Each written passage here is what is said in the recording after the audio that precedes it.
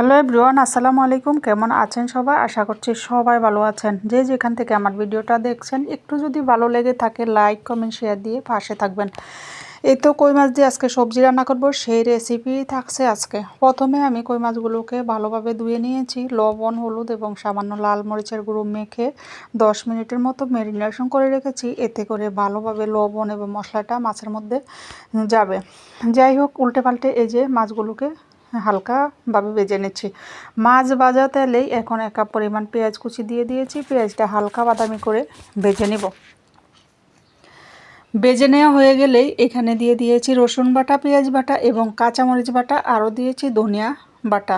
এখানে গুঁড়া মশলার মধ্যে ছিল লাল মরিচের গুঁড়ো 1 চামচ, হলুদের গুঁড়ো 1 চামচ, ধনিয়ার গুঁড়ো 1/2 চামচ এবং জিরার গুঁড়ো 1/2 চামচ, আর দিয়েছি স্বাদ মতো লবণ। মশলাটাকে ভালোভাবে কষিয়ে নিচ্ছি। কষানো হয়ে গেলে একে একে সবগুলো সবজি দিয়ে দিব।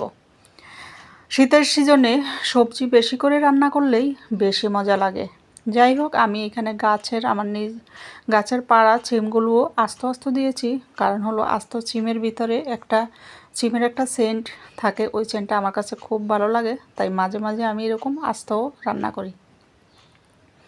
দিয়েছি 1টার মতো গাজর, 2টার মতো আলু, এই তো মটরশুঁটি দিয়ে দিব, আরও দিয়ে দিব সিমের বিচিও। সিমের বিচিগুলোও লাস্টে দিয়েছি যাতে করে সিমের বিচিগুলো না গলে যায়। সিমের বিচি যেহেতু নতুন, এখন বেশি জাল হলে কিন্তু সিমের বিচি গলে যাবে, একটু পরে দিয়েছি। এখন দিয়েছি বড় সাইজের 2টা টমেটো। আমার মনে হচ্ছে টমেটো কম হবে, তাই আরেকটা টমেটোও দিয়ে দিলাম। টমেটোর ঝোলটা এই সবজির সাথে একটু ঝোল থাকলে যখন এই ঝোলটা খাবেন তখন কিন্তু দারুণ মজা লাগে। টমেটোটা গলে ঝোলটা ভীষণ মজার হয়, এই কারণে আমি টমেটো একটু বেশি করে দেওয়ার চেষ্টা করি। যাই হোক, সবজিগুলো তো আগে ভালোভাবে কষিয়ে নিয়েছি। এখন ঝোলের জন্য পানি দিয়ে সাথে মাছগুলো দিয়ে দিয়েছি। যেহেতু কই মাছ কিন্তু গলে যাবে না এবং ভেঙেও যাবে না। যাই হোক, আমার রান্নাটা শেষ। এখন আমি এখন আরেকটা ভাজি করে নিব। সেই ভাজিটা বসিয়ে দিচ্ছি। পেঁয়াজ কুচি দিয়ে লবণ হলুদ এবং ধনিয়া গুঁড়া দিয়ে পেঁয়াজগুলোকে একটু নেড়েচেড়ে ভেজে নিচ্ছি।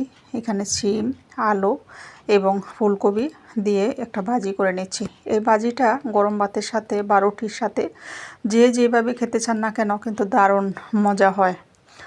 লাস্টে আমি ধনিয়া পাতা দিয়ে এটা ঢাকনা দিয়ে কিছুক্ষণ পরই নেড়ে ছেড়ে উল্টে পাল্টে ভেজে নিব। এটাতে আর কোনো মশলাই অ্যাড করতে হবে না। দিয়ে দিয়েছি এখন কয়েকটা কাঁচামরিচটাও এভাবে দিয়ে দিব। লাস্টে আমি ঢাকনা দিয়ে ডেকে সিদ্ধ করা পর্যন্ত রান্না করব।